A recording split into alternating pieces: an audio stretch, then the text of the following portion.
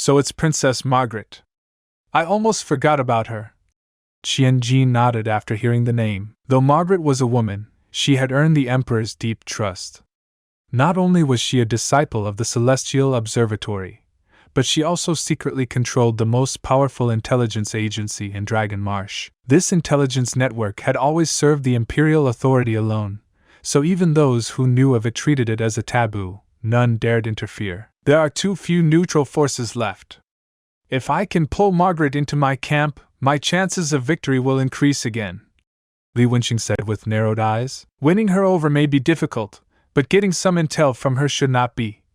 Li Wenqing smiled faintly. As far as he knew, Margaret occasionally sold intelligence in private to supplement the national treasury. As long as the price was right, and it didn't harm national interests, most information could be bought from her. Uncle Qian, there's no time to waste. Prepare the car. We're going to the Sun and Moon Tower, Li Wenqing ordered as he put on his coat and left. Opportunities wait for no one. What he could think of now, Li Guanglong and Li Juntang would eventually figure out too. He had to act first. A head start meant staying ahead. That was his advantage. An hour later, a black business car pulled up in front of the Sun and Moon Tower. Li Wenqing and Qianjin stepped out one after the other. But just as they reached the entrance, they were stopped by two bodyguards. Sorry, we don't accept walk-ins, said the guard on the left. I'm here to see your boss, Margaret. Li Wenqing got straight to the point. The two bodyguards exchanged a surprised glance. Anyone who dared to call their boss by her full name was clearly someone important. Excuse me, do you have an appointment? The guard asked politely. No appointment? Then I can't see her? Li Wenqing took off his hat and said calmly. Just tell Margaret that her elder brother is here. Let's see how she responds. The moment he said this, the two guards' expressions changed. Please wait a moment. The one on the left quickly turned and went inside. At that moment, in the elegant rear garden suite of the Sun and Moon Tower, Margaret was examining a fresh batch of intel while Dustin sat beside her, leisurely drinking tea and nibbling on snacks. After a night of sweeping action, the Pantheon God's forces in Stonia had been almost entirely eradicated. The remaining remnants were either hiding or fleeing, with no chance of regrouping. The cleanup from here on out would be handled by official forces. Knock, knock, knock. A knock came at the door. What is it?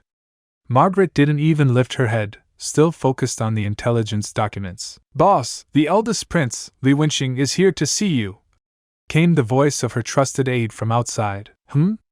Upon hearing this, Margaret finally looked up. Li Wenqing? What's he doing here? We're not sure yet. Should we turn him away? The aide asked. No need.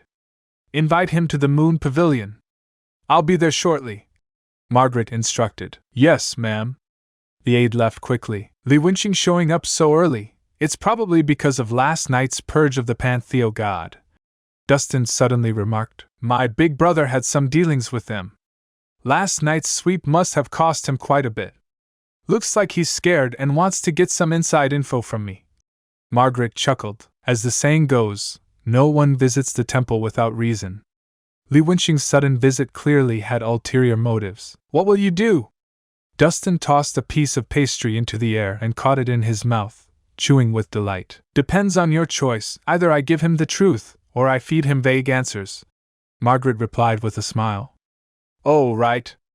I never asked you, out of the three princes, who do you support for the throne? Me? Dustin shook his head. None of them. Why not? Margaret looked puzzled. With the national destiny now tied to you, and having broken through your limits, you have the power and status to make any of them emperor. You could be the kingmaker. Why not? To be honest, I don't like any of your brothers, Dustin said flatly. Li Wenqing? On the surface he's a gentleman, but deep down he's a hypocrite. He'll do anything for power. Li Guanglong? Even worse. A brute of a general, violent and erratic. Maybe fit to be a marshal, but absolutely not a ruler. What about Li Juntang? He's got both brains and brawn, Margaret asked. Selfish, cold, narrow-minded. Sees lives as worthless.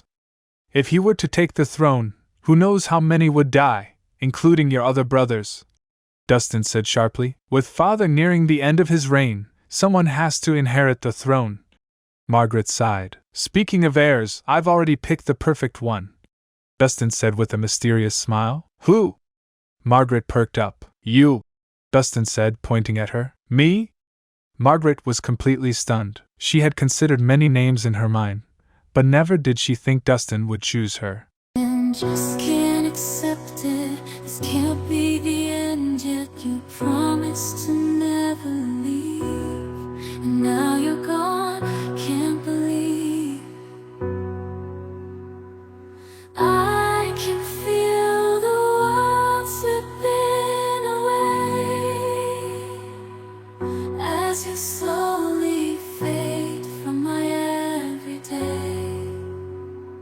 You promised forever a love without end, but now I'm left broken, struggling to mend. I thought we were so tied, destined for a lifetime, love with no end, love with no end.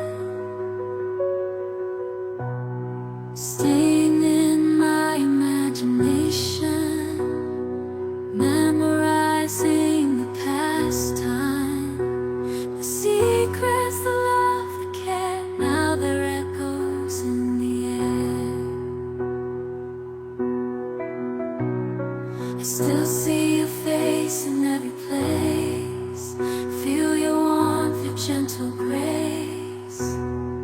But now there's just an empty space, and I'm lost in this endless chase. Keeping you in my heart, a piece of you I'll never let go. Though distance brings separation, in